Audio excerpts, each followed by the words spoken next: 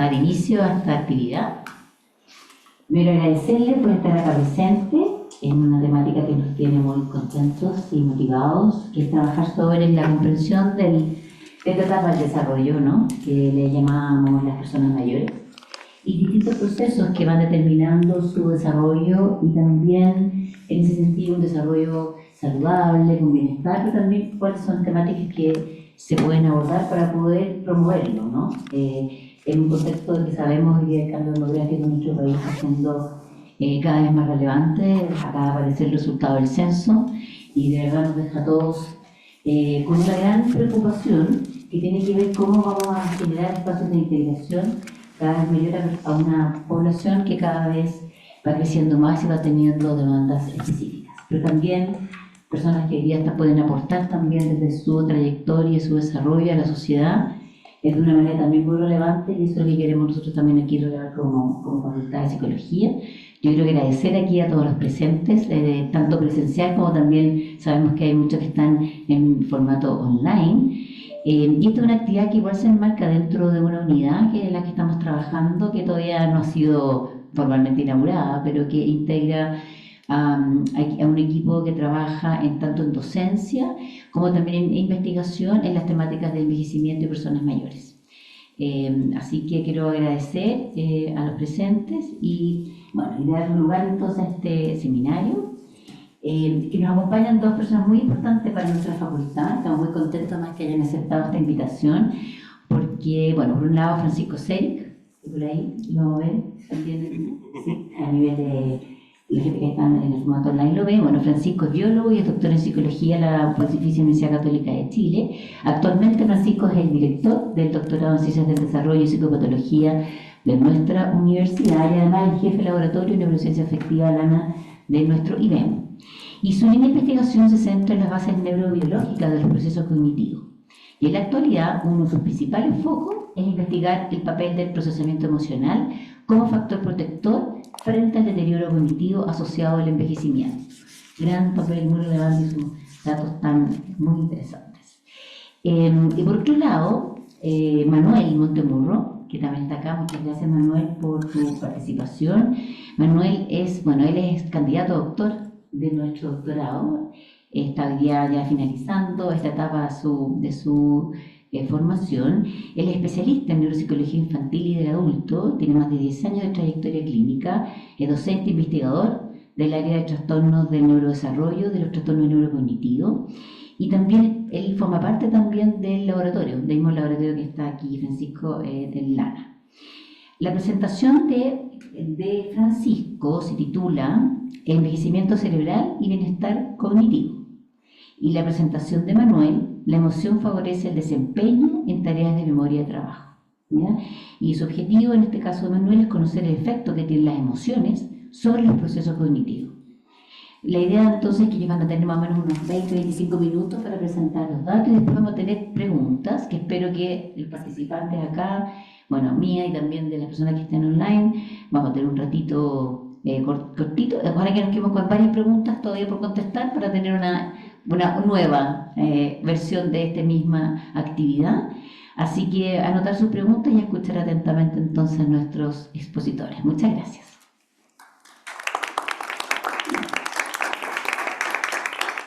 Muchas gracias para los presentes, muchas gracias a los online. Es extraño esto en envejecimiento. A mí, desde el punto de vista como biólogo, vemos que es un momento evolutivo que es único, o sea, un gran experimento biológico, debemos decir. Pero nunca nos hemos enfrentado a una población que empieza a aumentar en edad. Los grupos etarios de mayor edad aumentan, viven más y también hay más gente de mayor edad. Por tanto, la verdad es que no sabemos bien qué pasa. O sea, en general, el enfoque que se hace en el envejecimiento es un enfoque patológico, donde lamentablemente no se ha avanzado mucho en todos estos años de investigación. Las enfermedades neurodegenerativas siguen siendo enfermedades muchas veces terminales. El punto es que nuestra población envejece, ¿ya? ¿Qué sabemos del envejecimiento? También son teorías, la mayoría de teorías es después del año 2000. O sea, es relativamente reciente. Piensen que, les voy a mostrar algunos datos, que toda la población mundial está envejeciendo, pero una cosa es envejecimiento poblacional, que es lo que uno siempre ve, esta distribución, el aval y todas esas cosas. Lo que vemos es que están disminuyendo los grupos de edades menores y están aumentando los grupos de edades mayores, o se están invirtiendo los equilibrios. Envejecer una población puede ser que, como en el medioevo, que la esperanza máxima era 45 años, por tanto 45 años ya era alguien terminal, o sea, una sobrevida espectacular, y una población envejecida que hubiese menos nacimiento. Pero hoy en día estamos hablando de que, si bien en algunos países disminuye el nacimiento, pero está aumentando la sobrevida, ¿ya? Y a veces, y que nos va a pasar, el aumento de los años de esperanza de vida están aumentando más a la razón de que hay nacimiento. Entonces, también no entender que van a haber más viejos en la población, sino que los viejos van a durar más tiempo, ¿ya? Y eso va a obligar a una serie de cambios sociales, ¿ya? Que todavía no sabemos bien qué va a pasar, pero piensen, conversábamos con Teresita, la edad de jubilación hoy día en Chile es 60-65 años más, en el 2050 va a tener que ser 78-80 para poder mantener la población. Entonces, el punto es que estamos preparados para entender esto, estamos preparados para que una persona que usted hoy día, no sé, 70-75 años, siga su vida laboral, siga en un pico intelectual, por ejemplo. Para entender esto hay una serie de teorías. Yo voy a tratar de simplificar las teorías que hay hoy día para entender primero, saber qué pasa a nivel de envejecimiento. Casi todas tienen una base muy neurobiológica. Sí, de ahí vemos la aplicación. Manuel va a ver algunas cosas de aplicación, pero primero, el dato. Yo creo que todos hemos quedado un poco sorprendidos con esto, ahora que está, como decía Teresita, que están saliendo resultados del censo. Nosotros teníamos estadísticas de 2017 casi, hasta el 2020, algunos conteos, pero el oficial debía salir ahora.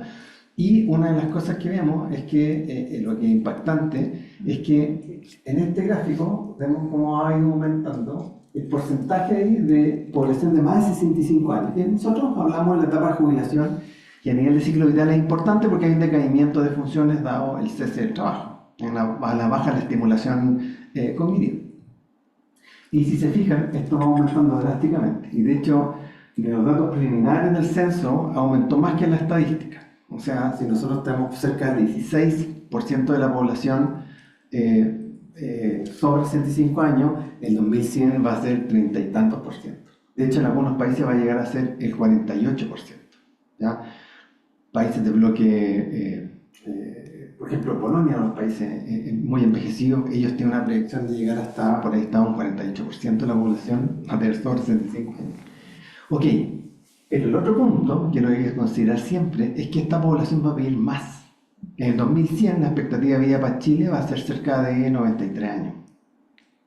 Nuestra expectativa de vida que yo nací eran cerca de 80. Después las personas que yo le hago clase 85 y a las personas que le dan clase a mis alumnos van a ser más de 90 años. ¿Ya? Le digo, esto es un experimento, si quiere verlo así, evolutivo, que no sabemos. Lo que no sabemos es si, por ejemplo, el cerebro puede tener caducidad. No sabemos. Al aliviar una serie de complicaciones fisiológicas, lo que ha pasado es que hay muchas enfermedades que han dejado de ser terminales, por ejemplo el cáncer es muy interesante, y por tanto la gente tiene mejor sobrevida y mejor calidad de vida, que son dos cosas importantes a considerar, ¿ya? Ahí le puse los intervalos etarios de la población de Chile, pero ese es el dato que le acabo de contar, que el bloque etario sobre 80 años va a aumentar considerablemente. Ahora es mínimo y después va a ser un porcentaje importante en la población, más que los bloques etarios en representatividad de los jóvenes. Y este es el otro dato que es impresionante, en 2100 vamos a tener una expectativa de vida de 92 años. Y en realidad la corrección es 93, algo ya. Y esto va perfilando porque, de nuevo, los datos en todas partes del mundo, en casi todos los países, van corrigiendo al alza. Eso es un punto interesante. Ahora, primero para poder entender y enfrentar este fenómeno tenemos que saber qué nos pasa, ¿ya? Claro, cardiovascular, no sé, no voy a decir que es más fácil que otras cosas, pero la salud cardiovascular es distinta a la complejidad del cerebro, ¿ya? Y hay algo que es muy interesante y que hace 30 años atrás, 20 años atrás, la teoría de envejecimiento es que el cerebro se agotaba y se le secaba como una pasa. ¿Cuántos pensaron eso? Que se empezaba a agotar y ¡pum!, hasta que desaparecía. Hoy en día lo que vemos es que pasa algo mucho más interesante y que tiene que ver con la adaptación a la evolución. cuando hay ciertas áreas del cerebro que han tenido daño acumulado por trabajo, ¿ya? Hay otras áreas que producen compensación. Entonces, entendemos que hay una plasticidad del sistema en tratar de estas áreas que han trabajado mucho durante su vida y ya no tienen la función como antes, la función óptima, acuden a otras áreas como a pedir ayuda. Y eso es súper interesante pensar en sistemas compensatorios. Mi idea es que todas las teorías de envejecimiento hablan de sistemas compensatorios. Entonces, el periodo de vejez no es un periodo de agotamiento hasta el cero, sino lo que vemos es que es un periodo de buscar estrategias compensatorias. Eso es muy interesante en psicología. Pero, en general, lo que se sabe del cerebro es que, de nuevo, lo clásico, ahí lo podrán saber los que trabajan en neuropsicología o en imágenes, vemos que el cerebro disminuye de tamaño. Ahora, que se le achique el cerebro también es un neuromito, o sea, no porque se le achique el cerebro usted va a dejar de hacer cosas, ¿ya? Sino lo que se agota principalmente es la conectividad.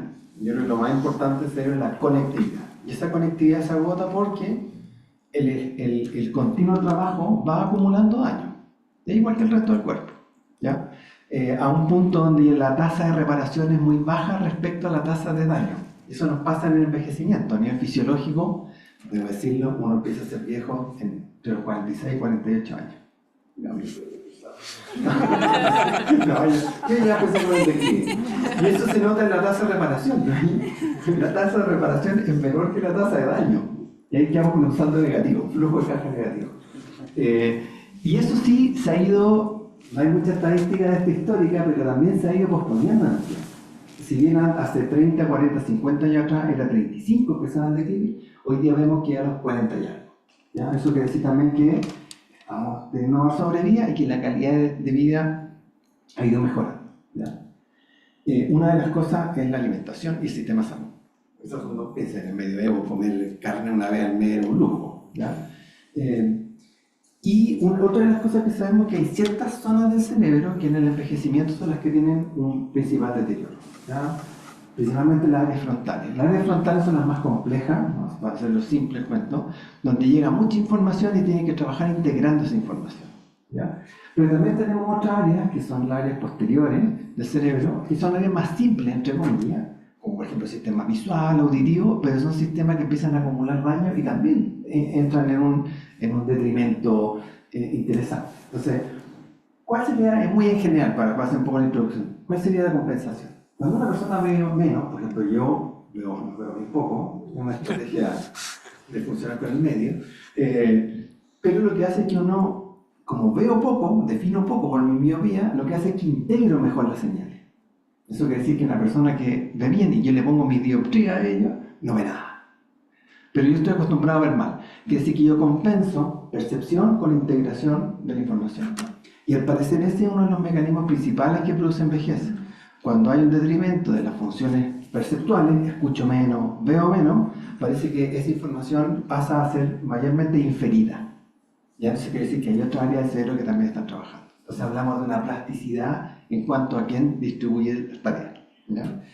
El problema, también muy en general, lo he conversado con Manuel mucho, es que al pasar una función que es específica a un área que no es específica, también tiene un efecto de saturación de esa área.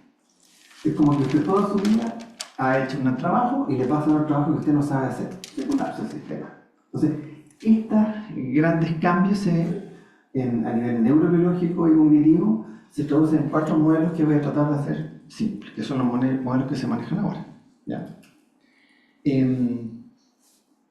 Y otra cosa muy interesante cuando estudiamos envejecimiento, y hablamos de visita, es que muchas veces hacemos cortes transversales, o sea, comparamos la población y cómo disminuye, por ejemplo, la habilidad neurocognitiva en periodos de 10 años. Es distinto cuando se estudia en continuo, cuando es un seguimiento longitudinal. Eso hay que tener mucho ojo, ¿ya? Como los datos poblacionales cambian muy rápido, cuando yo tomo un intervalo de 10 años, a esa persona le tocó, por ejemplo, una educación del año 70. Por tanto, se produce un salto. Entonces, en general, lo más indicado, si a uno le interesa el tema y tratar de ver cómo disminuye las habilidades cognitivas, es que hay que ver estudios longitudinales siempre, ¿ya? De hecho, en este gráfico, aquí se compara, en el de la izquierda de usted está un seguimiento longitudinal en la disminución de algunas habilidades cognitivas como cosas de memoria, verbales, y a la derecha están los cortes transversales. Y lo que vemos en los longitudinales es que tiene una caída más abrupta en ciertas edades. ¿Ya? Hay un punto de quiebre, como decimos. O sea, aquí es crítico la edad entre los 50 años más o menos. Y ahí se ve como una disminución. Mientras que acá esto es más tardío, cerca de los 60 años. Y eso es porque en los transversales estoy comparando distintas generaciones de personas donde su expectativa de vida es distinta y su calidad de vida fue distinta. ¿Ya? Entonces, ¿eso qué quiere decir? Que los datos de envejecimiento hoy día los vamos a estar recién viendo en varios años más. Así que también tenemos esa incertidumbre de qué nos pasa. Entonces, para entrar un poco en esto, es que la activación, si quiere verlo así, la actividad de un cerebro de una persona joven no es igual que de una persona adulta, mayor, sobre 65, sobre 80 años incluso. Es diferente, funciona diferente.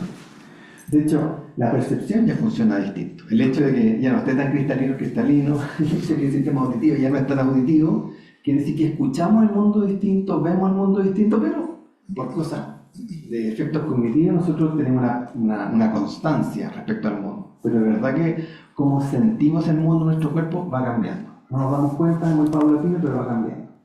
Y eso lo vemos, aquí nuestro cerebro funciona diferente.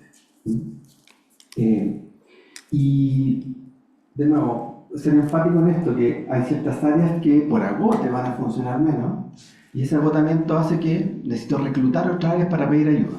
Pero las otras áreas no están hechas para esa tarea y por tanto se tiene menos tolerancia a la capacidad de trabajo. Y ahí surge todo lo que hablamos como estrategia compensatoria.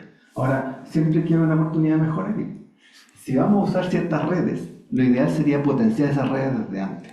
O sea, entrenar al sistema para que estas redes compensatorias no acudan al último minuto, sino que estas redes compensatorias se empiecen a usar desde antes.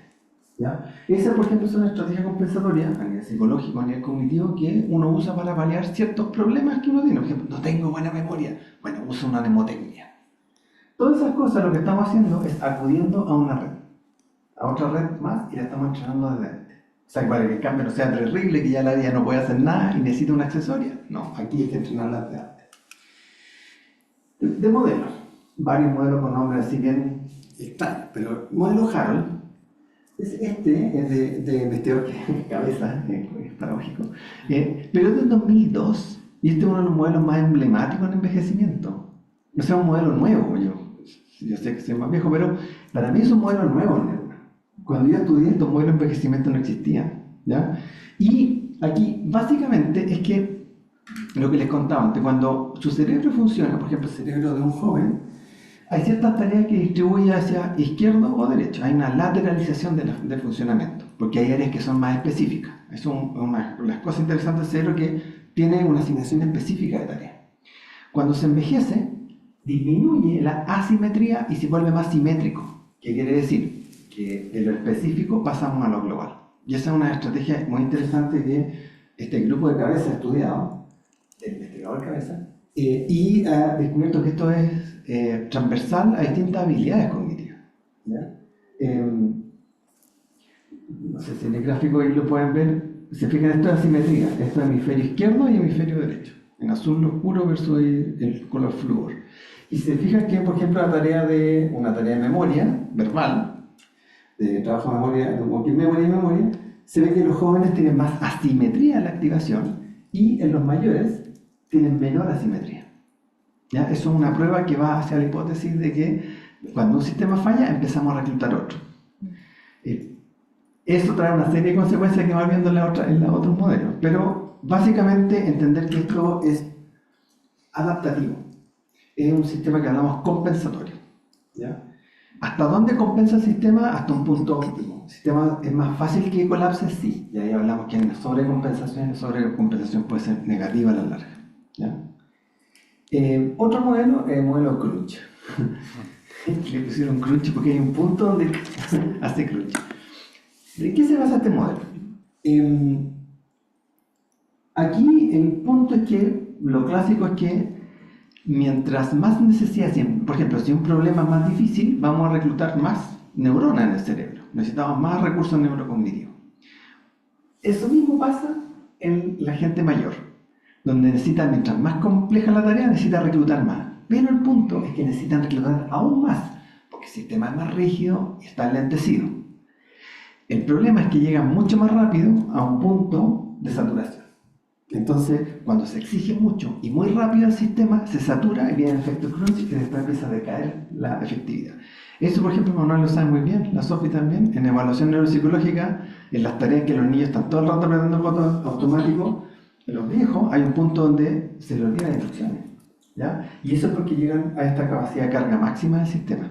Eso quiere decir que el sistema, no se alcanza a ver muy bien, pero esta línea que es de un color rojizo, si se fijan, tiene mayor cantidad de demanda de recursos en el tiempo y llega más rápido a una fase donde llega un máximo y después el sistema se colapsa.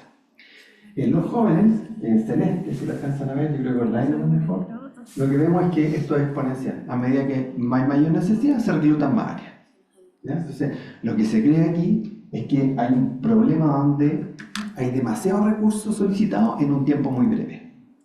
¿Ya? Entonces, también eso, lo que estamos viendo es que la función adaptativa sería evitar estas tareas que son de mucha rapidez, donde usted apura a la persona de mayor edad, el sistema se colapsa. ¿Ya? Bueno, eso nos pasa todo en la vida un poco, pero cuando hay bajo recurso cognitivo, por ejemplo en estrés o en situaciones, eso nos pasa poco. Hay un punto donde usted se colapsa y deja de rendir. ¿Ya? Entonces, ¿cuál sería el consejo de este modelo? Bueno, retrasar el crunch. ¿Qué quiere decir? Las tareas en el tiempo, darle más tiempo a las tareas, ¿cierto? Hacerlas con más paciencia, entre comillas, que es lo que hace, eso es compensatorio a nivel conductual. Hacer las tareas más lento y téngame paciencia, como decía mi abuelo, téngame paciencia, tiene que ver con eso, con aplazar el efecto crunch, ¿ya? Pero interesante que estas cosas que estamos viendo aquí también se aplican al estrés a un cerebro estresado. Otro modelo, el modelo PASA, que es divertido porque en los papers siempre dicen qué pasa con el modelo PASA. Que no es como el cerebro no una pasa, esa metáfora no es buena, pero que es lo que les explicaba un poco al principio, que para compensar este sistema sensorial que capta menos el mundo, se pasa más a un sistema más frontal, más inferencial del mundo. Y aquí la paradoja que hablamos con Manuel es que el frontal también está con menos funcionamiento, que es el primero que tiene deterioro, ¿ya? El sistema frontal es extraño porque el último que termina en madurar y el primero que se pierde. Eso es porque trabaja mucho, básicamente, ¿ya?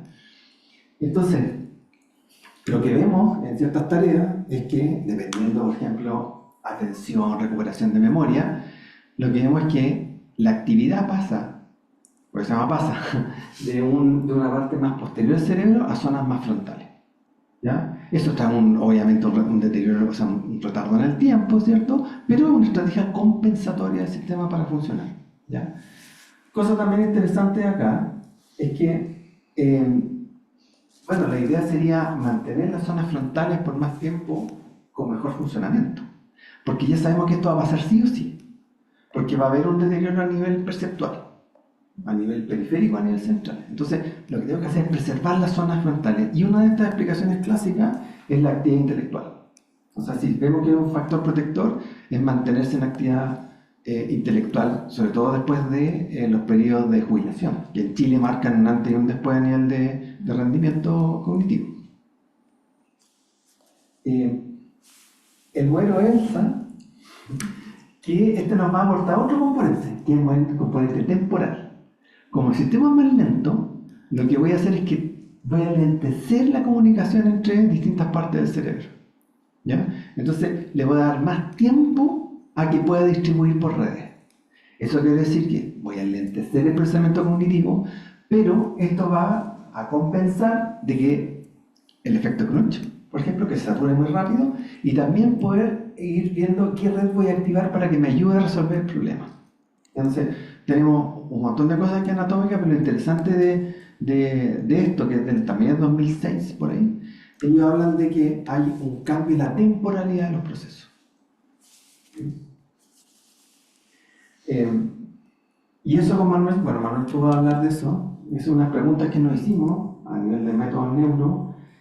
Por ejemplo, el electroencefalograma nos sirve para poder ver temporalidad de los procesos, y cosas que hemos visto es que los procesos se dan más tardío en los adultos. Ahí les va a hablar un poco más Manuel, ¿ya? Y eso es muy poco dato. No sé por qué. Yo creo que uno de los problemas es que necesitamos tareas que me permitan comparar un ciclo completo en el desarrollo humano. O sea, una tarea que la puede resolver un niño de 4 años y una persona de 80. Esas muy pocas tareas. Porque todas dependen de memoria verbal, de escuchar. Ahí tenemos un intento que habíamos hecho hace tiempo también que Manuel les va a contar. Bueno, entonces, ahí sería uno de los principales, de los highlights de todo. ¿Qué pasa cuando uno envejece? Primero, hay una pérdida en la diferenciación neuronal, que tiene que ver con la especificidad de tarea. En el cerebro hay zonas que son muy específicas para lograr una tarea muy específica. Y estas redes se empiezan a deteriorar. La opción que tengo compensatoria es que como esa red tan específica ya no funciona, tengo que llevarla a una red que sea generalista. Pero esa red es menos eficiente. Y pues hablamos que hay una disminución de la eficiencia neural. ¿Ya? Es como un equipo de fútbol de primera división y pones a jugar los reservas. No tiene el mismo funcionamiento, ¿no? Y como se produce esto, el sistema produce una compensación. Entonces lo que busca es activar otras redes que me permitan, por ejemplo, ayudar al logro de la tarea. Y eso lo que me va a ayudar es a mantener que el sujeto pueda lograr hacer la tarea. Por eso, lo interesante aquí es que si pensamos un sistema más rígido, como se inventó hace 30 años atrás, por ejemplo, si en Chile se cierra la mina de cobre de Chuqui, ¿qué hace Chile? Nada, se le agota el recurso. Entonces estamos esperando a que se agote y chao. Así era un poco el envejecimiento hace 30 años atrás. ¿Ya? Hoy en día entendemos que entonces no, pues empecemos con el litio. El litio ya tampoco, entonces es como las tierras raras. Quizás, ¿qué va a hacer? Pues tenemos que distribuir la economía. Esto es una medida muy económica de administración de recursos. Si no me puedo mantener con un commodity en Chile, tengo que buscar otro. Entonces, ¿qué nos pasa ahora? Pues si, oye, pero el cobre lo van a dejar de usar un día. O el salitre, alguien inventó salitre sintético, se nos cae toda la economía. Entonces, la idea es empezar a buscar antes recursos. Y lo mismo pasa acá. Entonces, una de las cosas que estamos tratando de ver con Manuel es, primero, tratar de ver qué vías se preservan más, porque vemos que hay vías que no sufren casi deterioro. Entonces, que la estrategia compensatoria sea hacia esas vías que no sufren deterioro. Eso es un punto. Y lo otro es que hay que evitar que las vías decaigan y las vías de compensación también decaigan. Y eso tiene que partir, como algo que les dije al principio, en los 40 años. O sea, ya hablábamos con Teresita y ella, ya no, nosotros no. O sea, hace rato ya. lo que pienso, todo para las siguientes generaciones, algunos de ustedes. Pensando en usted. Así que ese es un poco el llamado. Importante entender que esto tiene que empezar a prevenirse desde antes, ¿ya? Y claro, una cosa es la salud mental, pero hay otras cosas de cómo vivir y vivir bien. Y eso depende, por ejemplo, de la fuerza laboral. Una vez estaba en Argentina, el taxista estaba alegando porque los viejos de su país no mantenían, o sea, los jóvenes no mantenían a los viejos de su país. Y después me di cuenta, porque en el fondo hay una fuerza laboral que es la que produce y debe mantener la jubilación, que puede pasar en Estados Unidos, que grandes fábricas dan la jubilación, no dio abasto y se cerraron. Entonces, tenemos que empezar a pensar en eso, desde un punto de vista como bien económico del cerebro, entender que hay otras áreas que hay que mantenerlas sanas. Y el llamado aquí importante, hay algo que siempre se usó mucho, creo que se manoseó mucho el concepto de reserva cognitiva. La reserva cognitiva no es la plata que uno tiene ahorrada en el banco que no la usa hasta que ya no tiene nada. No es el bono que sacó hoy de la jubilación, que algunos se gastaban toda la jubilación. Es como, imagínense eso, es que estoy tan estresado, voy a usar mi reserva cognitiva, es tentador. ¿Ya? La reserva cognitiva como tal no es tal, no es una reserva, sino que son recursos. Y esos recursos hay que mantenerlos bien en el tiempo, ¿ya? Pero no puede confiar en su reserva cognitiva, ¿ya? Otra cosa que es muy importante es el estilo de vida y hábito. Ahí también con Claudia, que estamos investigando algunas cosas de sueño. Hay cosas críticas en los hábitos, y uno de los hábitos saludables es el sueño. El sueño no solamente que están cansados, por ejemplo, en el día, sino lo que va a evitar el deterioro de ciertas redes. Y una de las cosas que se produce cuando, que los datos de Claudia que está viendo, cuando una persona no duerme bien, se ve que hay un esfuerzo de más, o sea, escaso en cerebro en tratando de compensar, ¿ya? Así que también, ojo en eso. Ya lo saben todos, la actividad mental, pero hay un punto que Manuel les va a hablar, es que hemos tomado poco en cuenta, lo hablamos entre redes, pero hay ciertas redes que se deterioran menos con el tiempo, y una de ellas son las que tienen que ver con el procesamiento emocional. De hecho, hay harto estudio en adultos mayores sobre ciertas cosas de regulación emocional, diferentes a la regulación conductual, pero que se mantienen en el tiempo, son redes más robustas. Por tanto, una de las estrategias sería, bueno, apoyemos esta red que es más robusta. Nosotros en el laboratorio hemos probado Y cuando una persona joven o un niño, de 30 una vez que estamos haciendo eso, se apoya en función ejecutiva en redes que son de detección emocional, reconocimiento emocional, se mejora el desempeño o al menos no disminuye. Y entonces, nosotros al principio decíamos, bueno, no pasó nada con esto. Ah, pero es que a lo mejor estoy entrenando una red compensatoria para el futuro. ¿Ya? Y eso es lo que no consideran las pruebas hoy en día. La parte como entretenida, motivacional, emocional, saliencia, todas esas cosas. Y lo otro, como siempre, evitar ciertos factores de riesgo. ¿Ya? Bueno, en Chile estamos súper altos en muertes por problemas vasculares, por ejemplo.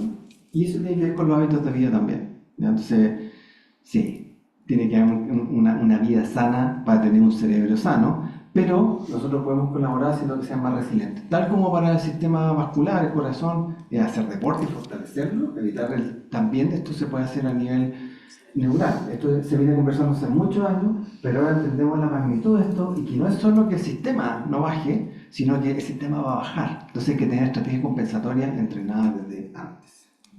Bien, muchas gracias.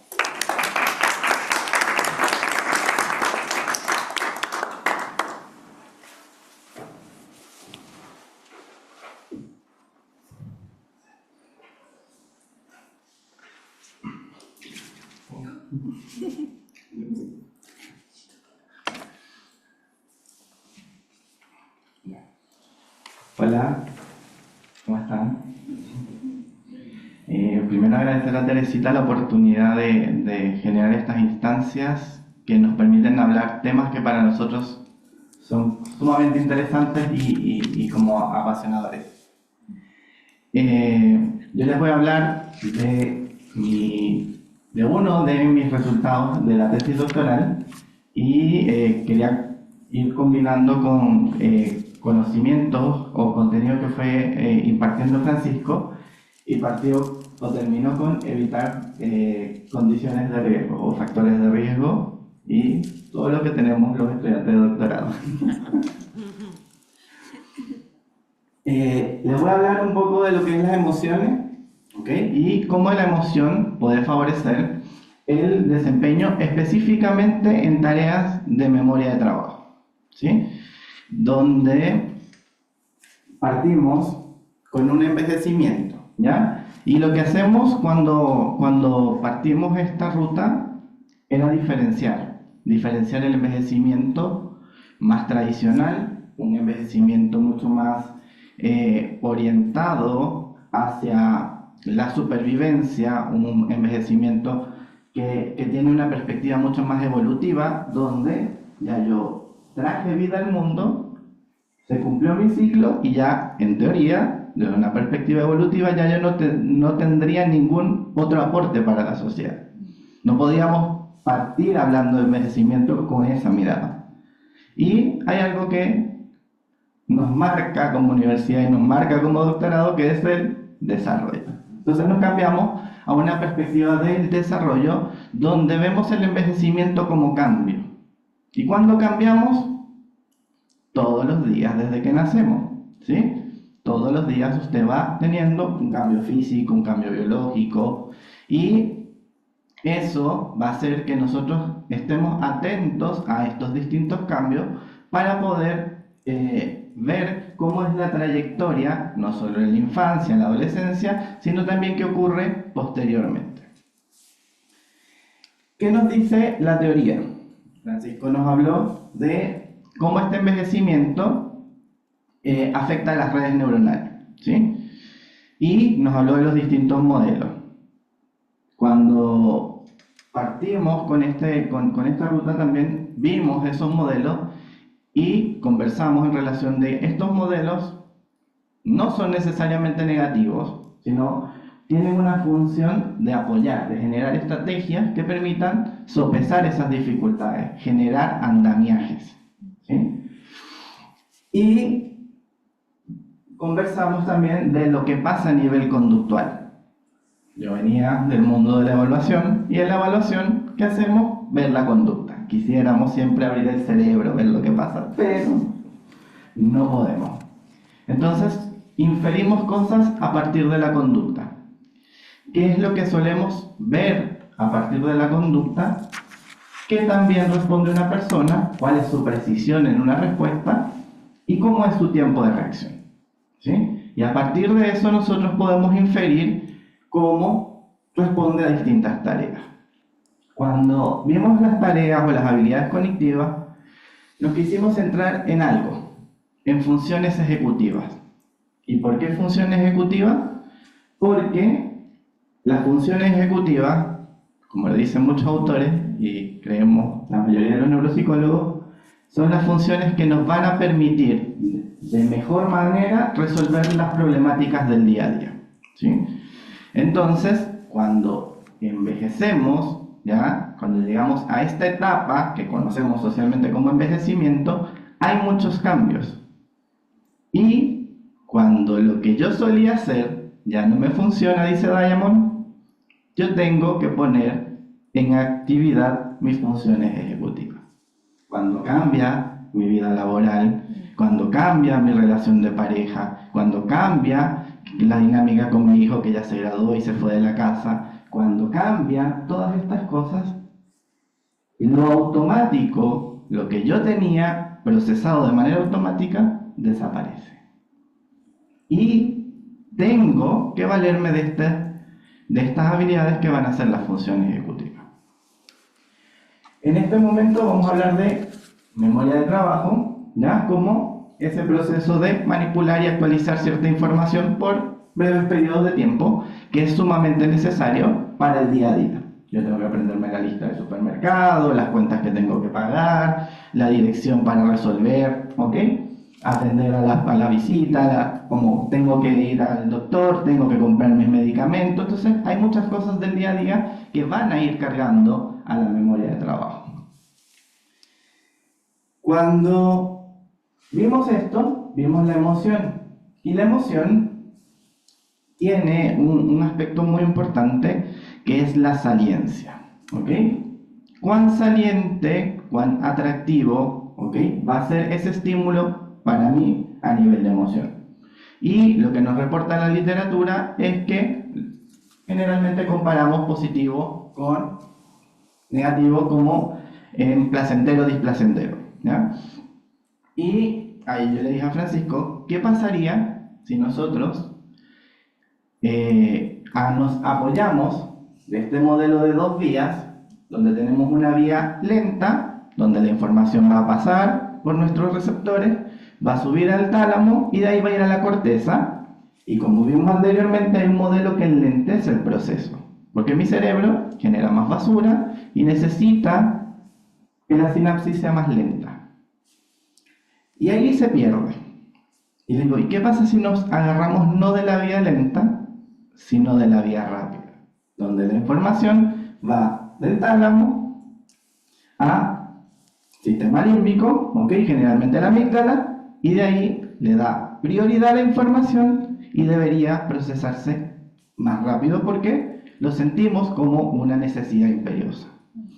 Y entonces lo que quisimos fue ver si podíamos utilizar ese modelo para generar un andamiaje a partir de la emoción. ¿Qué quisimos hacer? Entonces, evaluar el efecto de la saliencia emocional, en este caso, en la tarea de memoria de trabajo. ¿Qué hacemos? Comparamos dos grupos, personas mayores, personas más jóvenes. Cuando yo digo que estudio personas mayores y les digo, no, necesito gente de 40 en adelante, me dice, pero yo no soy mayor. Le digo, no, eres del grupo control. Entonces, ¿y qué evaluamos? El desempeño conductual a través de la precisión de la respuesta, ¿ok?, y a través del tiempo de reacción. Y vemos qué ocurre a nivel de actividad cerebral. A nivel de saliencia emocional, ¿qué vemos? Vemos emociones, ¿ok?, que debería priorizar, y vemos lo que solemos utilizar nosotros como neuropsicólogos en las pruebas de evaluación neuropsicológica: estímulos aburridos, fomes y geométricos.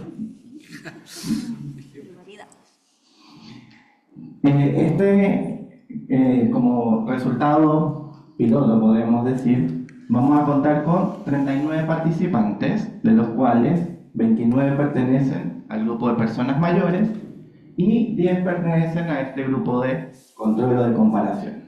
Tenemos una edad media de 70 versus 44, rango de edad entre 60 y 89, entre 40 y 53, y como siempre las mujeres son las que más aportan a la ciencia. Utilizamos distintos instrumentos para evaluar y descartar algún tipo de patología, ¿ya?, asociado a deterioro cognitivo como tal, pero también a condiciones o a sintomatología, principalmente ansiosa, depresiva, y también ver cómo están los niveles de autonomía.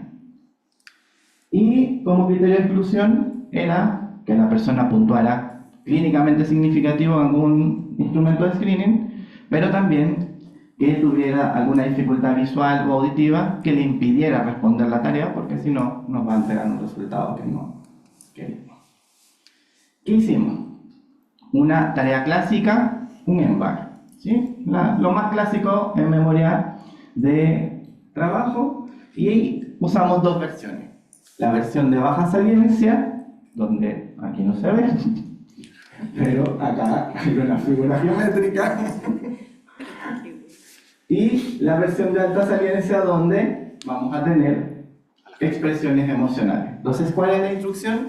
Usted me tiene que decir si esta figura es exactamente igual a la que vimos anteriormente, ¿sí? Y las figuras van cambiando. Estas figuras las hicimos bajo un instrumento que se llama un test de memoria no verbal, sino una memoria visual de Benton, que tiene unas imágenes como geométricas estándar. Y lo hicimos basado en el mismo modelo, pero la persona tenía que decirme si era la misma persona con la misma expresión emocional. Entonces íbamos jugando, cambiando de personas, pero también la misma persona con otra expresión emocional, ¿sí? Entonces tenía que marcar. Si era igual, presionaba un botón verde; si era diferente, presionaba un botón rojo, ¿sí? Todo esto facilitando porque muchas de las personas con las que trabajamos era la primera vez que se enfrentaban a un computador. Y solo pasar por la tarea era satisfactorio para ellos porque salían con certificado en computación. ¿Qué evaluamos? Actividad cerebral. De mi suegra me dio su autorización de promocionarlo. ¿Y qué evaluamos? Evaluamos actividad como frontal para medir la memoria de trabajo, pero también consideramos actividad posterior porque estamos trabajando con tareas visuales, ¿sí? ¿Qué tenemos en primer lugar? Respuestas conductuales, precisión de la respuesta o cantidad de respuestas correctas, ¿sí? ¿Y qué hicimos? Comparamos 4 grupos. ¿Qué comparamos? Cuando la persona respondía a las caras felices, si era igual a la anterior; cuando respondía a las caras de enojo; cuando respondía a las caras neutras; o cuando respondía a las figuras geométricas, ¿ya? El grupo 1 va a ser nuestro grupo de personas mayores y el grupo 2 va a ser nuestro grupo de control. ¿Qué ocurre?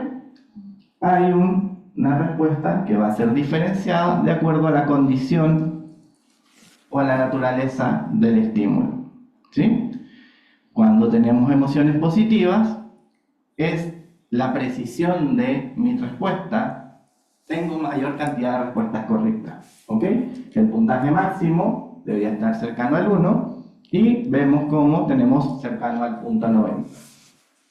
Versus cuando tenemos respuestas de enojo, bajamos la precisión; neutro, fíjense, es la condición que en todas nuestras tareas experimentales nadie logra identificar. Es una emoción que decimos que no se condice con nuestra realidad. Cuando usted ve a alguien neutro, ¿qué le dice? Está enojado, ¿ya? Versus la figura geométrica, ¿ya? Entonces vemos que si la saliencia emocional o la naturaleza de este estímulo va a repercutir sobre este desempeño. ¿Me hubiese encantado que esto fuera más parejo? Sí.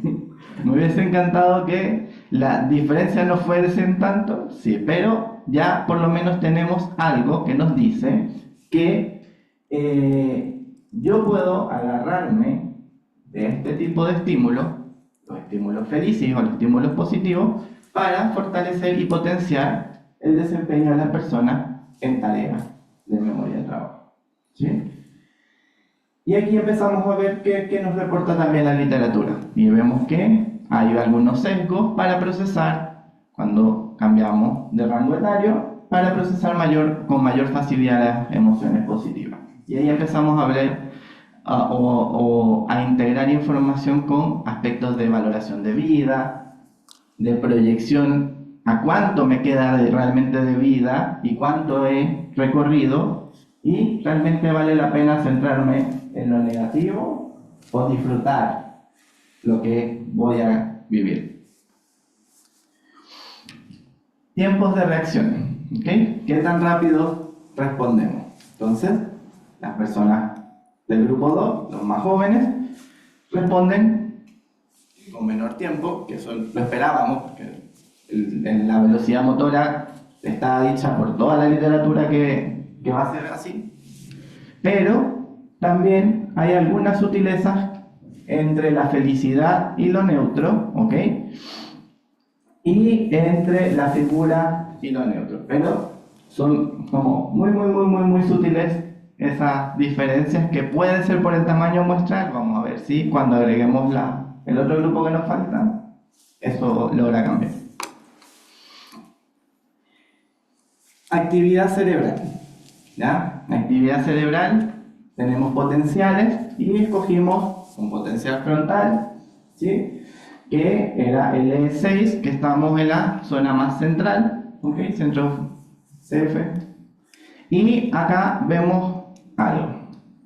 En las personas jóvenes, vemos que a nivel de el potencial 200, acá un P2, se forma algo que no está tan claro, ¿ya? Un potencial que no está claro, que en las personas mayores está muy claro. Cuando vamos a la literatura, está muy claro y diferenciado de acuerdo al tipo o a la naturaleza del estímulo. Cuando vamos a la literatura, nos habla que este potencial se asocia a la integración de la información, ¿sí? A cómo yo voy a integrar esa información con otra información que yo tengo consolidada en mi memoria. Entonces, se condice con lo que nos hablaba Francisco. Ya yo no me voy a centrar tanto en el detalle específico, sino que agarro alguna información y eso lo voy a llevar a mis experiencias y digo, eso se relaciona con felicidad, con enojo, con cuadrados, ¿sí? Entonces va a cambiar. Y cuando vamos hacia la parte más posterior, ¿qué esperamos?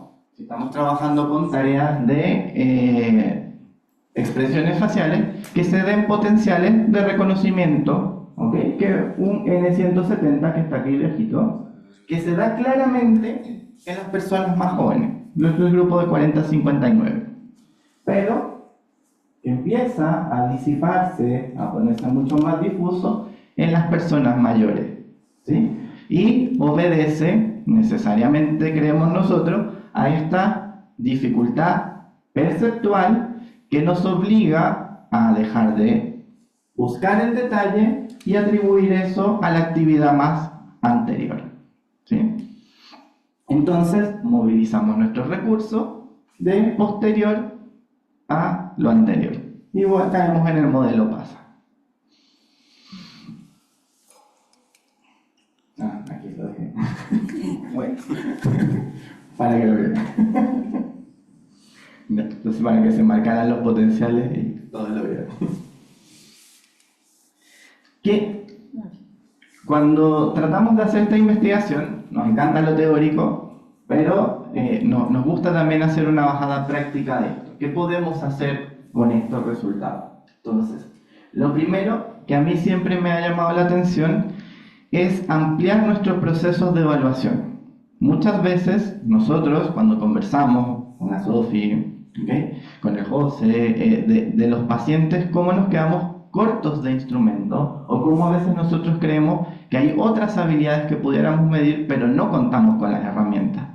Y una de esas cosas que planteo a partir de desde que comenzamos esta idea, era de ampliar el perfil cognitivo. Que el perfil cognitivo que nosotros solemos entregar no sea solamente a partir del desempeño en pruebas neutrales, porque así nos los enseñan, que las pruebas, el estímulo tiene que ser neutro, usted tiene que ser neutro, la vida, el box tiene que ser neutro, y no tiene que haber ningún tipo de estímulo que establezca o genere algún tipo de atención. Entonces, puede ser que en un rango etario eso sea muy funcional, ¿ya? Y nos entregue un buen resultado, pero puede ser que eso en otro grupo etario nos haga ver la mitad de la película y no estemos viendo el desempeño total de las personas.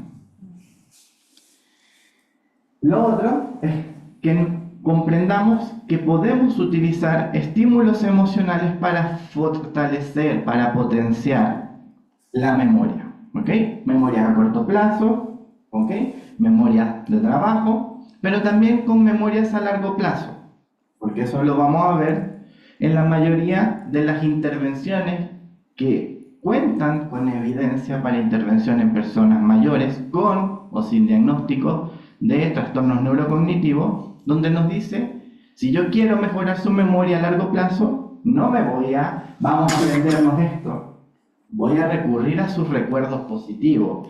Acuérdate del cumpleaños, los 50, acuérdate cuando te casaste, acuérdate del cumpleaños de tu hija, y voy a esos recuerdos emocionales para tratar de sostener la memoria a largo plazo. Cuando yo le pregunto al paciente cuáles son tus gustos musicales y yo genero una sesión con esas canciones para generar un setting mucho más placentero o positivo y a partir de eso poder desarrollar algunas tareas que puedan favorecer este procesamiento cognitivo. O cuando vamos a los centros diurnos de adultos mayores del CEDIAM, por ejemplo, que vemos que son pacientes que nos dicen, antes de yo ingresar a este centro, donde ahora yo tengo amigos, donde ahora yo me siento feliz, donde ahora yo comparto con otras personas, yo vivía aislado, no se me ocurría nada, se me olvidaban las cosas. Empiezo a generar espacios que tienen mucho contenido emocional y que va cambiando esta trayectoria del desarrollo en esta etapa tan importante de manera más positiva. Lo que queremos es abordar los procesos cognitivos en una etapa donde pareciera que todo se viniera en contra de manera más positiva y agradable. Muchas gracias.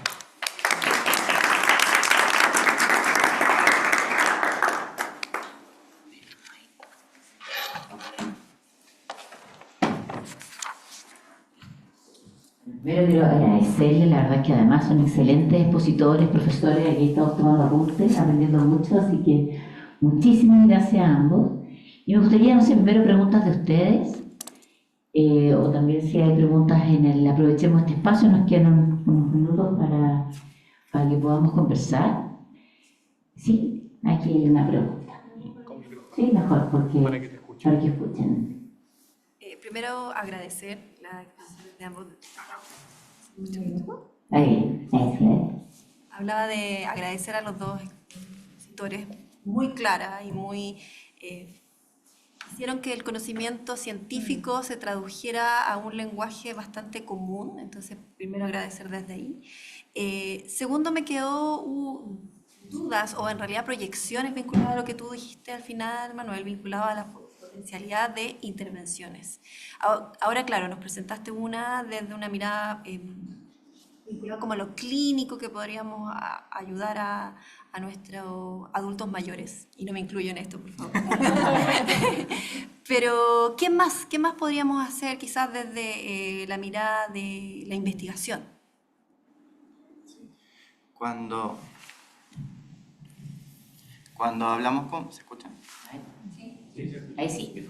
Cuando hablamos con Francisco de esto y hacíamos los pilotos, yo le decía, el solo hecho de que la persona pase por el proceso de evaluación para nosotros ya es intervención. Como no podemos decir que es la misma persona que era antes de pasar el proceso de evaluación.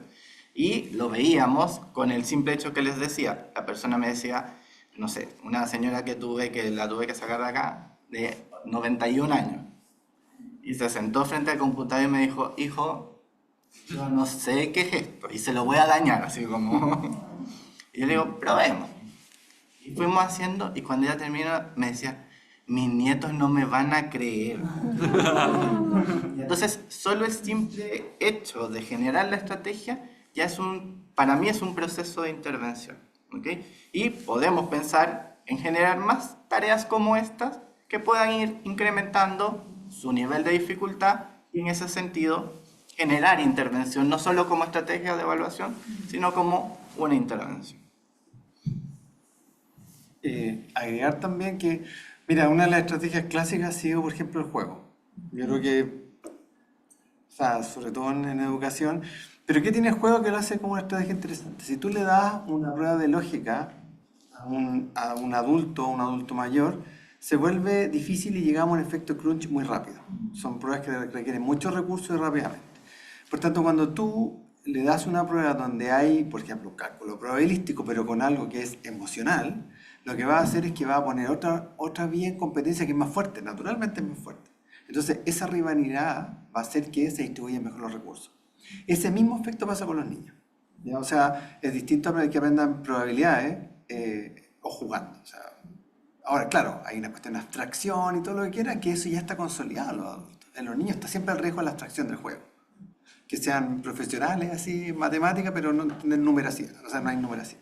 Pero eso no va a suceder en los adultos mayores o en el envejecimiento, donde ya hay una alfabetización, ya hay una numeracidad y por tanto es más fácil agregar otros contenidos que sean motivacionales. Lúdico no es una buena palabra, sino que tiene que ver con motivación.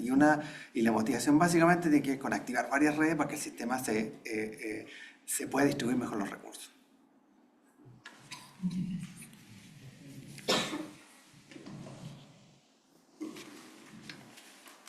Gracias.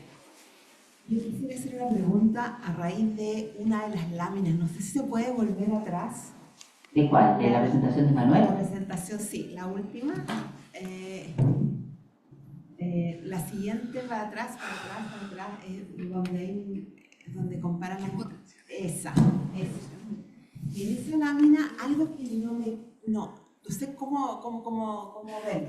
Porque uno esperaría que efectivamente los resultados, la precisión de la respuesta es distinta dependiendo de la edad. Sin embargo, si uno analiza el feliz de la persona mayor con el neutro del adulto no mayor, ¿no? Están más o menos iguales. ¿Cómo se explica uno eso? Porque yo esperaría que haya como una tendencia que se mantenga. De hecho, la brecha es menor, pero además de eso se ve como con puntuaciones similares. Entonces, me gustaría que pudieras comentarnos. Sí, eso nos pasa mucho en las emociones neutras o cuando trabajamos con estímulos que presentamos expresiones faciales neutras, porque nuestros participantes les cuesta reconocer la emoción. Y eso hace que a pesar de que yo tengo un desempeño muy cercano a uno en otras como categorías de emoción, cuando caemos en lo neutro disminuye y hay mayor varianza de respuesta, variabilidad, ¿sí? Entonces, eso nos pasa en primer lugar. Versus en la persona mayor, que lo que hace positivo es potenciarlo, entonces el desempeño sube y ahí es donde se encuentra. Sí, perdona, ¿hay que agregar algo ahí? Sí. Que las emociones neutras son un factor confundente, siempre. De hecho, cuando tú lo estudias, por ejemplo, nosotros lo hemos hecho en personas con depresión mayor, donde hay una interferencia a nivel de reconocimiento emocional, y lo hicimos con pacientes con esquizofrenia, donde tienen un problema en el barrio visual, se ve que la emoción más errática de ellos siempre es neutro. De hecho, los pacientes con depresión severa ven las otras emociones, siempre las categorizan igual, o sea, bien, no hay una diferencia a pesar de lo que uno cree, y las neutras son las que tienen mayor complejidad. Entonces, ese factor errático que tienen en los viejos se nota más, porque en el fondo, como yo necesito analizar más, necesito sacar de distintas áreas analíticas, se enlentece el sistema. Y eso es un poco no los adultos mayores, eran sí, es lo mismo. Interesante. Si te fijas, la distancia es mucho mayor en los viejos, porque en ellos también este factor es que implica más recursos, más movilización y se colapsa el sistema más rápido. Y otra cosa también es que cuando intencionamos los estímulos, nosotros intencionamos que fuera como muy equitativos en relación a la edad de las personas que estaban en los estímulos. Y cuando estoy, sobre todo en las tareas más conductuales, tanto las personas jóvenes como las mismas personas mayores me dicen, "Uy, qué loco que con las arrugas me cuesta reconocer en el neutro si es que está enojada, porque suelo ver que el ceño está fruncido. Entonces esa persona que está neutra ya tiene el ceño fruncido por sus arrugas. Y empiezan a aparecer estas cosas que son anécdotas para ellos, pero que son insumos para nosotros para comprender lo que le está pasando. Hola, muchas gracias a ambos por la presentación. Una pregunta para cada uno. Para Manuel, primero, no sé si no veo bien los datos, no quiero alentar y todo eso. Pero quería preguntarte si has mencionado básicamente dos grupos, ¿cierto? Como viejos y no viejos. Si en los grupos de los viejos habrían subgrupos, los mayores, habría subgrupos donde la primacía del estímulo emocional cobrara mayor importancia respecto de los resultados del trabajo a lo largo de la trayectoria del desarrollo. Esa es una pregunta. Y la otra pregunta para el profesor es si es que estos mecanismos que usted está hablando de transición, por así decirlo, de una red neuronal a otra, ¿qué tan susceptibles o sensibles serían a la práctica conductual? ¿O son mecanismos más bien biológicos que van a aparecer por sí mismos? Cuando mi idea original era, porque tengo grupos 40, 50, 60, 70 y yo dije 80, y la idea era agruparlo a eso, ¿ya? No he llegado, porque me quedo con muy pocos datos, pero la idea, como cuando tenga la muestra completa, es llegar a ese análisis. Entonces, ¿qué sí hice y me llamó la atención? Incluí la variable sexo biológico. Y ahí la mujer se llevó todo el desempeño y todo lo que era significativo dejó de ser significativo y se lo llevó. Entonces es lo único que he hecho así como... Eso. Sí, y la otra pregunta, muy buena pregunta, José. Mira, no hay mucha evidencia de qué pasa porque estos estudios como longitudinales y saber cuándo empieza el deterioro de una red y otra también es variable, como decía Manuel, por persona. Pero, muy en general, la regla es como de especialista a generalista. Y ahí juega algo que otra teoría de neuro que es la Default Network.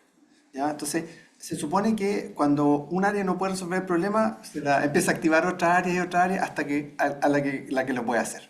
¿Ya? Y ahí si le toca a una y no puede, la siguiente.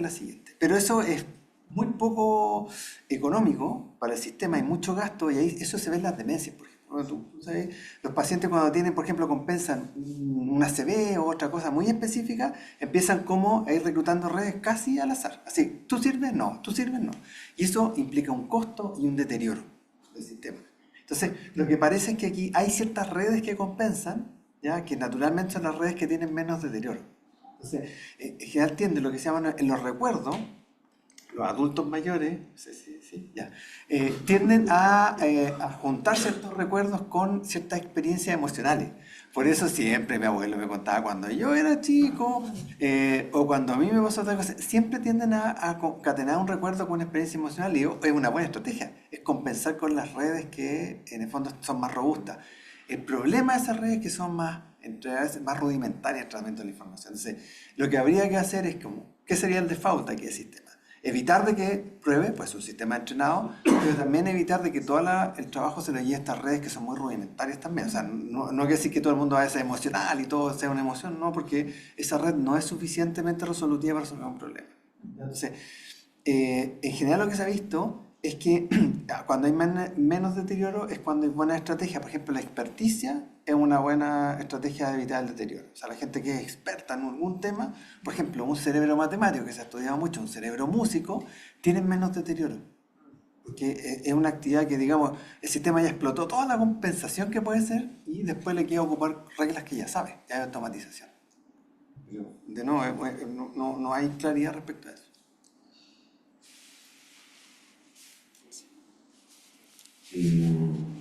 Bueno, me sumo a los agradecimientos, creo que una unas exposiciones fascinantes y muy esperanzadoras.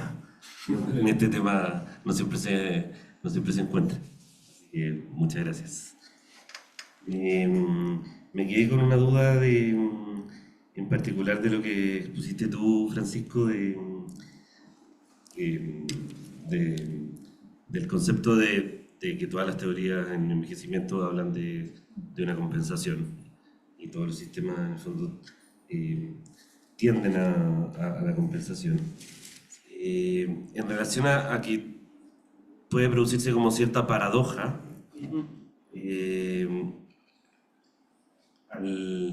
que tiene mucho que ver también con la pregunta anterior, porque si es que siempre las neuronas van a salir a reclutar, en el fondo, nuevas neuronas para salir a compensar, finalmente va a ser como, perdón lo coloquial, pero como una paradoja como de tomarse una bebida energética, en el fondo. Uno va a salir a funcionar compensando por un poco, en el fondo va a funcionar por poco tiempo compensando, pero va a gastar mucho y va a deteriorarse más. Entonces, finalmente el deterioro va a acelerarse. Entonces, sí es efectivo que esa paradoja se funciona y ese deterioro va a aumentar en el tiempo. Sí, muy buena su intuición, porque es como esa la parte negativa, pero parece que no hay cómo. Es como que te digan, ¿sabes qué? Se va a agotar el cobre y solo nos queda explotar la plata, y tenemos pocos recursos de plata, pero hay que explotarla. Entonces, tal como tú decías, hay una paradoja. Cuando hay estrategia compensatoria de exigir a áreas que hagan un trabajo para el cual no son especialistas, en ellas traen mucho más efecto crunch, traen más efecto de desgaste. Pero es como quemar los últimos cartuchos. Al menos hay algo a la base. Pero tal como tú dices tú, esas redes son menos, entre comillas, resilientes ante ese exceso de trabajo, ¿ya? O sea, sí se va a producir que las redes que están compensando tengan un deterioro más rápido que las redes que dejan de funcionar.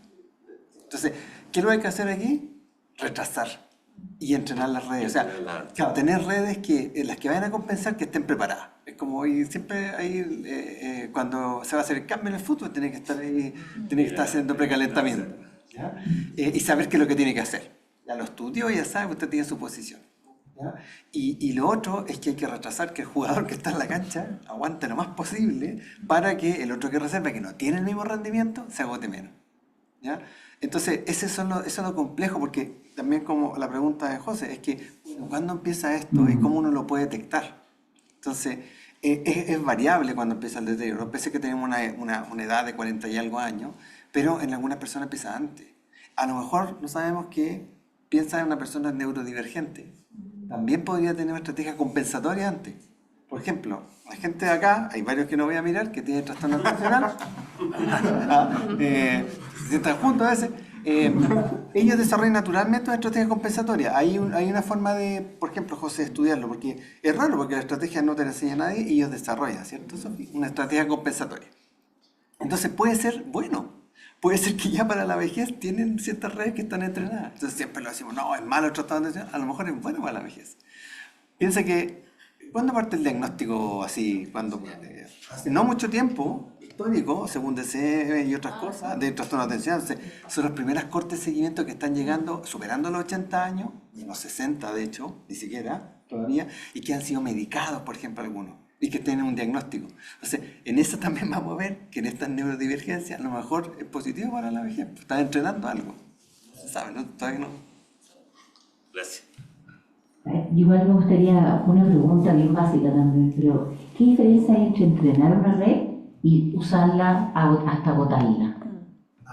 Eso es cuando uno, a cierta edad, Teresita, que lo que me pasa a mí, me paro a correr y me da un desgarro. O sea, yo no puedo salir a hacer deporte eventualmente.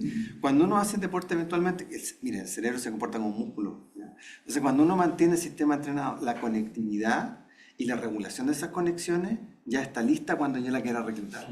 El problema es que cuando eso no está, yo voy a forzar el sistema, y ahí un poco lo que decía él, que es importante, cuando yo lo esfuerzo en frío, el sistema va a tener más deterioro. Y de nuevo, es igual que un músculo. Si un músculo está entrenado, yo lo puedo usar y no va a pasar nada, pero si el músculo pierde entrenamiento, cuando él lo vaya a usar, va a responder, pero va a sufrir deterioro. que también es lo que decía Francisco hace rato, que cuando recluto otra red, esa red se dedica a otra cosa. Y yo paso de tener una red específica a una red general. Entonces, el entrenarla es hacer esa red general nuevamente específica. Ya, entonces también pensaba, ¿pudieron ver diferencias como individuales? Bueno, yo sé que están todavía en el análisis, ¿no? Porque lo que se ha visto es que las personas, la trayectoria del desarrollo, o sea, la heterogeneidad en esta etapa es muy amplia, ¿no es cierto? Y se ha visto que, diríamos que es como la característica más relevante, son bastante distintos todas las personas mayores. Entonces, ¿cómo esa trayectoria podría influir en los resultados? Pensando que ahora, claro, decimos 80 años, ok, pero eso es una variable, pero como que se tiene que cruzar con una trayectoria donde probablemente, y quizás pensando en esto del entrenamiento, personas que han logrado entrenar esas redes, ¿no? Van a llegar con competencias muy diferentes. Entonces, ¿hay alguna posibilidad de que en este estudio o se estudie, ¿no? Cómo las trayectorias influyen en este tipo, digamos, de, por un lado, estrategias que son las redes directas, o también estas estrategias compensatorias? Hay unos estudios donde lo hace Marcio, mi cotutor, donde él busca a personas que tienen poco reserva cognitiva, tienen muy bajo nivel educativo, pero tienen una vida funcional y autónoma todos los días. Y ahí se está estudiando que en esas poblaciones hay un caso de demencia, un caso de Alzheimer. Entonces lo llaman los superhéroes, como porque no hay, como para los pacientes, para los investigadores gringos, no hay cómo explicar por qué estas personas que tienen todos los factores de riesgo que dice la teoría no tienen deterioro cognitivo. Y parece que es, y también lo han hecho estudios donde tenemos pacientes con deterioro cognitivo diagnóstico que están internalizados como internos en un centro versus lo que siguen en la casa y les asignan una ocupación, una responsabilidad. Este se deteriora mucho más rápido.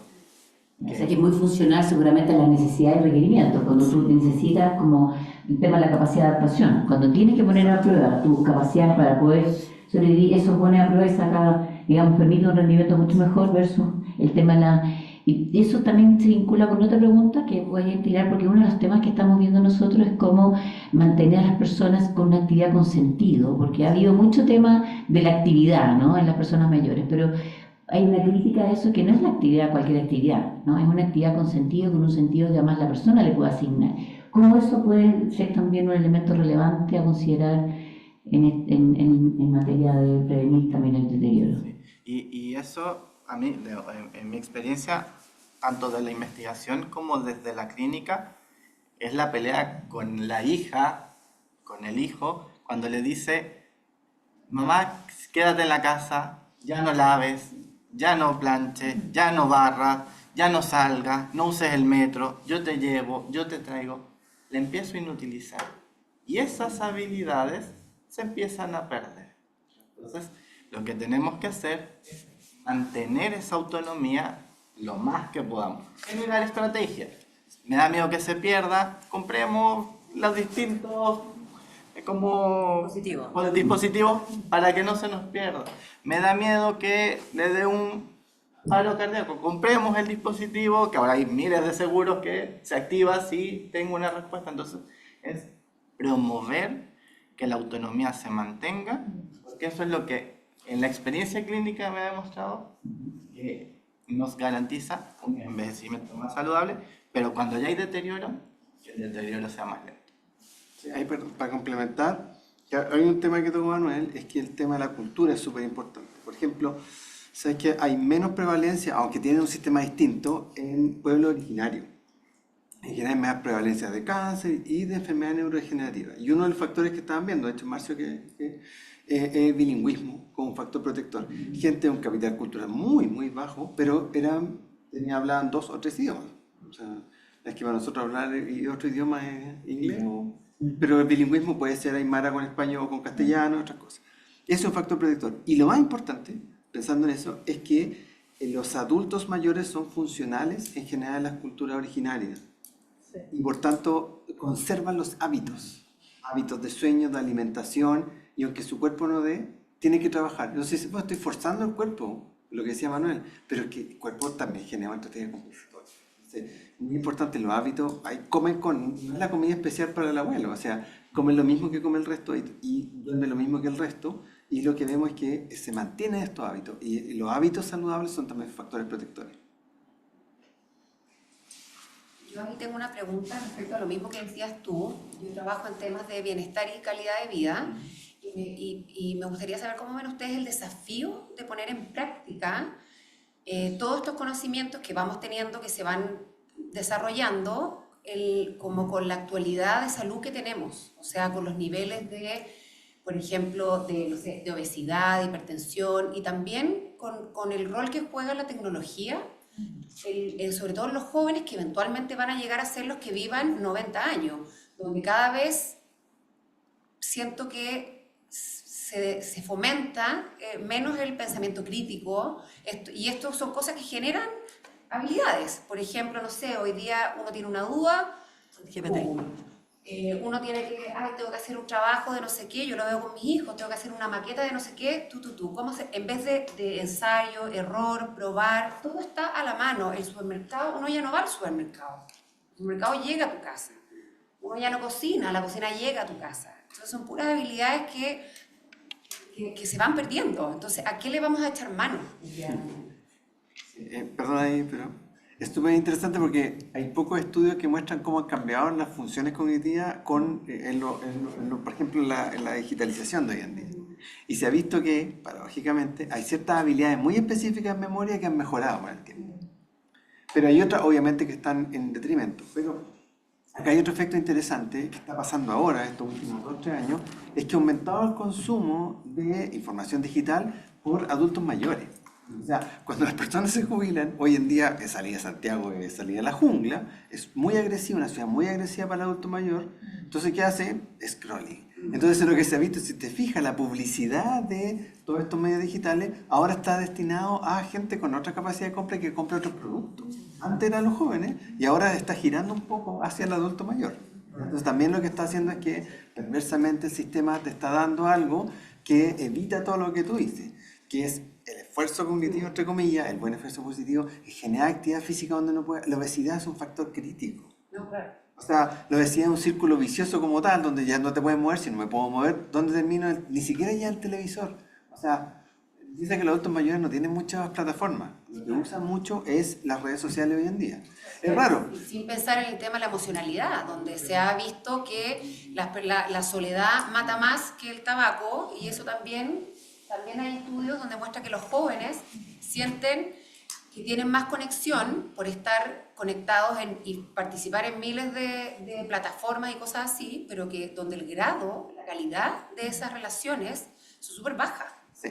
Ahí, mira, ahí pensando en medios digitales, el medio digital está hecho para que tú obtengas recompensa. Inmediato. Sí, esto no es buena onda, es alguien que está detrás con un algoritmo que te está dando recompensa como ir al casino, básicamente. Y los dos grupos de mayor riesgo son hasta la adolescencia, porque después uno no tiene tiempo a hacer esas cosas, o sea, ya es como un lujo hacer scrolling para nosotros, y los adultos mayores.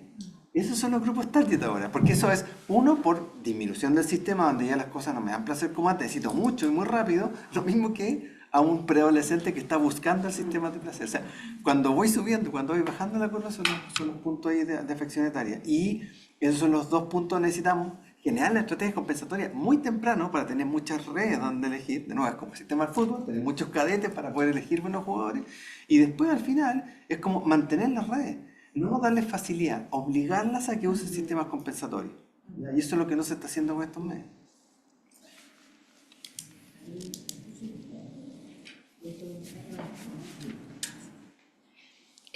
Bueno, gracias por la presentación a ambos.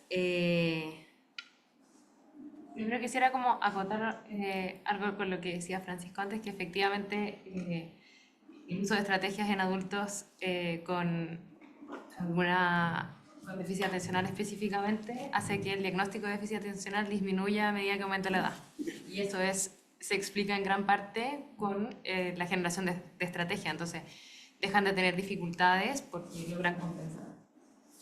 Y mi pregunta va como dirigida a Manuel en cuanto a temas de evaluación, principalmente. ¿En qué momento crees tú que sería como una buena idea pensar en hacer esta división de tareas con estímulos emocionales y estímulos neutros, tanto como para establecer, no sé, no sé si muchos, pero hoy en día hay pacientes que llegan pidiendo una evaluación neuropsicológica para tener una base a los 40, 50 años, porque les interesa tener una base para el día de mañana, saber si efectivamente hay un deterioro o no. Entonces, ¿en qué momento crees tú, es ese el momento adecuado para hacer esta como doble evaluación o tal vez no?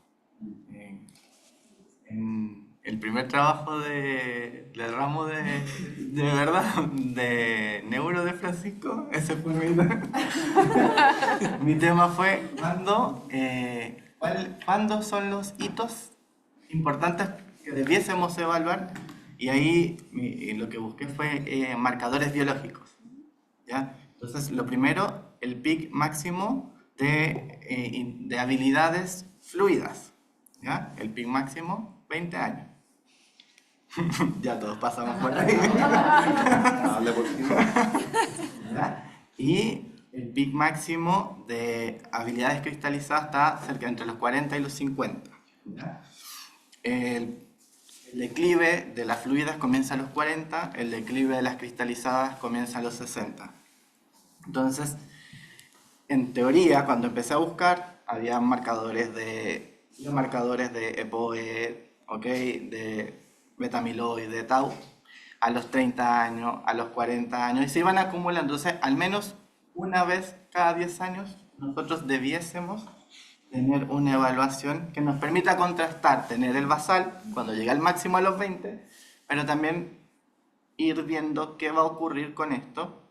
¿Por qué? Porque no es lo mismo que yo tuve en mi evaluación a los 20 140 puntos y cuando me evaluaste a los 70 tengo 70 puntos, bajé la mitad, y yo siempre tuve 80 puntos y cuando me evaluaste tuve 70 puntos, bajé 10 puntos. Entonces, ese declive o ese cambio lo puedo capturar sí o solo sí yo voy haciendo seguimientos periódicos.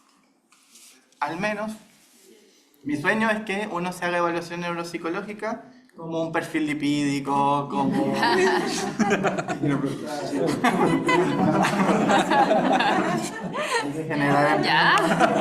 que generar empleo para los estudiantes. Sí, mira, vamos a ir terminando. Igual hay una pregunta que yo creo que se puede agregar algo que está aquí en el chat. Dice, ¿qué actividad, ya sea deportiva o intelectual, se puede hacer para evitar el deterioro y cuánto influye la alimentación? Quizás algo de eso, algo se ha contestado, pero no sé si quieren agregar algo más. Sí, básicamente tiene que ser algo equilibrado. O sea, yo creo que todos los estudios que hay, por ejemplo, alimentación, es alimentación equilibrada. La mejor alimentación mediterránea, que tiene como un poco de todo. No quiere decir que yo en mi vida solamente voy a comer como puré de papas con atún, que es una comida muy buena, y eso a la larga trae de nuevo sobrecargar un sistema. El deporte también tiene que ser medicado, y eso es súper importante. El deporte, el sueño, los hábitos, todo es medicado, o sea, tiene que ir con una medida específica. Y esa medida se tiene que seguir en el tiempo. No voy a correr, bueno, alguna gente corre maratones, pero eso es súper interesante. Algunas personas pasan los 90 años y siguen corriendo maratones y otras personas que no lo pueden. O sea, eso es lo que se estudia, ¿por qué en ellos? Tal como otras habilidades cognitivas, habilidades físicas igual. Entonces, todo. Lo que sí priorizamos y lo creo que tiene un poco menos es la actividad intelectual. Porque, ¿qué hago? ¿Qué hago solo, por ejemplo? Piensen, el tema de la soledad es un punto. Mucha de la actividad intelectual tiene que ser compartida, ¿ya? Y eso también es leer por leer, no. Tiene que ser algo que me interesa, intercambiar con libros. Y voy a contar justo que hicimos con de cita magista hace mucho tiempo acá, nos vimos que personas que tenían menos de dinero, muy general, no eran medidas tan específicas como hace Manuel o Sofía Josa, eran las personas que iban a la iglesia. Ya, pero después averiguando, no era por la esperanza del Señor, sino que tenía que porque tenían hábitos. Todos los días se juntaban con sus amigos a leer y cosas. Entonces, la iglesia no era solo de la misa el domingo, sino que se juntaban a jugar, a hacer cosas. Era súper interesante porque tenían hábitos. Entonces, una de las cosas es que la alimentación, el sueño, el deporte tiene que ser un hábito. No el deporte de fin de semana, que uno cree que jugar la pechanga fin de semana quema calorías, no. Tienen que ser cosas habituales y ordenadas y dosificadas. No sé si te quieres agregar algo más. No, solo quería agregar eso que con lo que finalizó Francisco, que eran los vínculos sociales. Si no tenemos vínculos sociales, en la infancia tenemos deprivación de estimulación, en la adolescencia se aísla, se deprime, y en el envejecimiento nos deterioramos. El vínculo social. Parece que hay una cuestión que es transversal, ¿no es cierto? Bueno, primero quiero agradecer, la verdad que quedan abiertas muchas preguntas y quiero invitarlos a ustedes y a los que están online. Nosotros tenemos una temática que vamos a seguir trabajando durante todo el año, vamos a ir invitándolos a distintos espacios de conversación, de análisis, de reflexión, así que preguntas que ustedes tengan, temas que ustedes quisieran tratar, por favor acá está tserrano@udd.cl. Muy interesante escucharlo porque creo que tenemos aquí un espacio que hemos estado inaugurando para reflexionar y también para hacer propuestas como esta, ¿no? Que tiene que ver con que, no sé, cuando Francisco hablaba de, ¿no?, una mirada del envejecimiento hace 20, 30 años atrás y cómo eso ha cambiado y cómo esta mirada, ¿no?, de hacer cortes como transversales versus lo longitudinal va mostrando que hay cambios, ¿no? La persona de 40, 50, 60 años de hace 20 años es distinta a la que es hoy día y probablemente va a ser distinta a la que viene después porque hay un contexto histórico sociocultural que va determinando también nuestras posibilidades. Entonces hay un dinamismo, una capacidad para poder pensar esto y pensarnos también como una sociedad que es un poco lo que nosotros queremos aportar, una sociedad más integrada, donde las distintas personas sí tengan un rol y se sientan contribuyendo y cuestionar algunos factores como el tema del edadismo y otras cuestiones que en el fondo, y eso influye en todas las etapas del desarrollo, sobre todo en esta etapa que va cerrando posibilidades. Y ya nos damos cuenta que a la medida que se cierran posibilidades, la verdad que sí se produce un deterioro y sí se produce una muerte al menos social, que es algo que queremos evitar. Entonces, en la medida que vamos como construyendo este conocimiento, probablemente van a ir pasando distintas cosas que van a aportar un granito de arena a un cambio social que queremos construir acá desde la facultad. Así que agradecerle a todos y especialmente un aplauso a nuestros expositores. Y abierto nuevas ideas, reflexiones, así que felices de estar contribuyendo en este tema. Muchas gracias. Sí, tú vas a llegar después, porque tenemos mucho tiempo. Tranquila. Periodista también. En la facultad. Se me rompió la pantalla.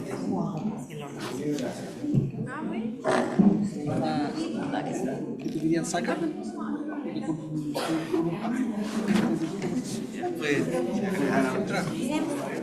Vení todos los días. A ver si nos ponemos todo un café.